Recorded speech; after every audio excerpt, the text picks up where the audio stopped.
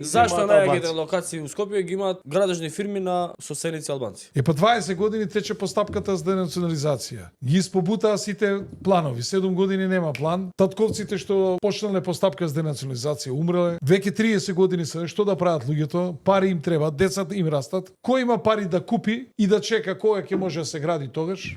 Албанците. И сите локации атрактивни си и купија они.